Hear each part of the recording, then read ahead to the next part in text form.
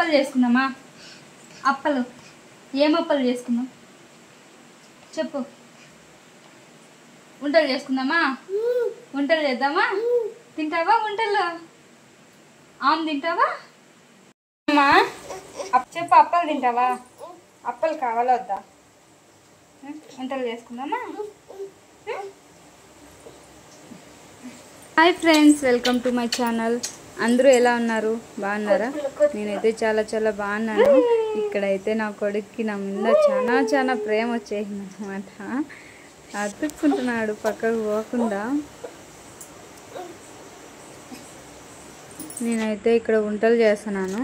వంటలు అంటే మా అత్త వాళ్ళ సైడ్ వంటలు అంటారు. నాకు పెళ్ళి అయ్యే వరకు వాటిని వంటలు అంటారని నాకైతే తెలీదు. మా అమ్మ వాళ్ళ సైడ్ అయితే బోండాలు అంటారు. బోండాలు ఇక్కడైతే వంటలు అంటారు. ఎర్రగడ్డలు, పచ్చిమిరపకాయలు, కరివేపాకు, కొత్తిమీర మొత్తం సన్నగా కట్ చేసుకొని ఆ మైంద అంతా కలుపుకునేసాను అనమాట. సోడా పిండి కొంచెం ఉప్పు వేసుకొని బాగా మిక్స్ చేసుకోవాలన్నమాట. నా కొడుకుని అడిగితే వంటలు చేసుకున్నామా కన్నయ్య ఏం తింటావంటే అన్నాడు. కానీ ఒకటి తిన్నాడు అంతే. వాడు తిన్నాడు ఏమిలా సరిగ్గా. వాడికి నచ్చితే బాగా తింటాడు, నచ్చకపోతే అస్సలు తినడు. ఎర్రగడ్డలు, కొత్తిమీర, కరివేపాకు అవంతా కొంచెం ఎక్కువ వేసుకొని ఆమె శనగపిండి తక్కువ, ఎర్రగడ్డలు అవి ఎక్కువ వేసుకుంటే చాలా బాగుంటాయి అన్నమాట. క్రిస్పీగా. నాకైతే చాలా ఇష్టం. ఈ మధ్యన అయితే న్యూస్లో చూస్తున్నాం పరువు హత్యలు ఎంత ఎక్కువైతున్నాయి అంటే అంత ఎక్కువైపోతున్నాయి. పాపం కదా, చిన్న పిల్లని 17 ఏళ్ళ పిల్లని ఆ విధంగా చంపడం, అది సొంత అన్నలే ఆ విధంగా చేసినారంటేనే కొంచెం ఇదిగా ఉంది కదా. పరువు అని చెప్పి ఆ పిల్లని చంపేసి ఆ విధంగా చేసినారు. ఇప్పుడు బట్టలు లేకుండా అట్లా పడేసి అంతమంది జనాలు చూసి మీరు జైలుకు పోయి ఇప్పుడు ఎట్టపోయింది మీ పరువు? ఇప్పుడు పోలేదా పరువు? భయం పెట్టుకోవాలి, నోటి మాటలతో చెప్పాలి. లేదు మీకు నచ్చలేదు వదిలిపడేయాలి, విడిచిపెట్టేయండి. ఆ పిల్ల బ్రతుకు ఆ పిల్ల బతుకునిండు కదా. ఇప్పుడు చంపినారు, ఏం లాభం వచ్చింది చెప్పండి? ఆ పిల్ల చేసిన దానికన్నా మీరు చేసిన దాంట్లోనే ఇంకా పరువు ఎక్కువైంది కదా, ఎక్కువ పోయింది కదా.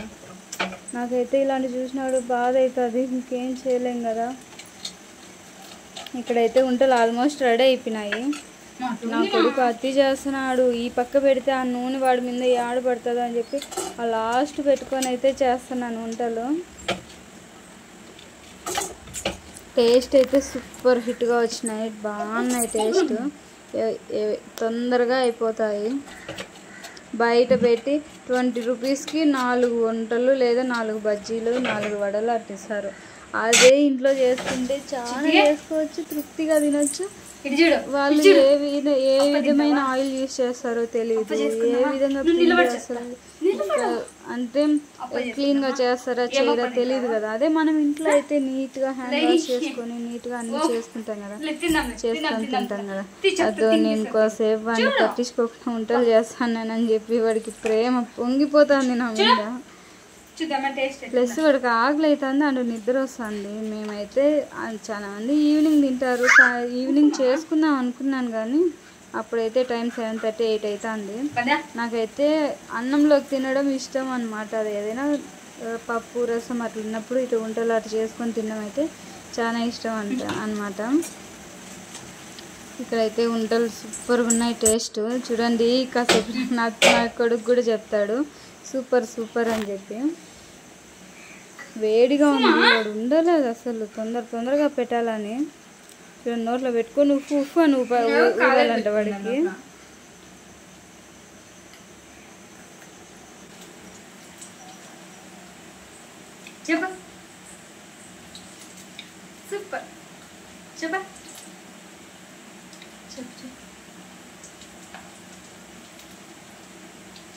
చూసారా నా కొడుకు సూపర్ అని చెప్పడం.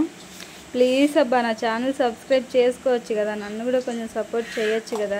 ఇంకా ఈ విధంగానే వెరైటీ వంటలు అయితే చేస్తాను అనమాట. అంటే నాకు వచ్చిన వంటలు చేసి పెడతాను. Please subscribe my channel.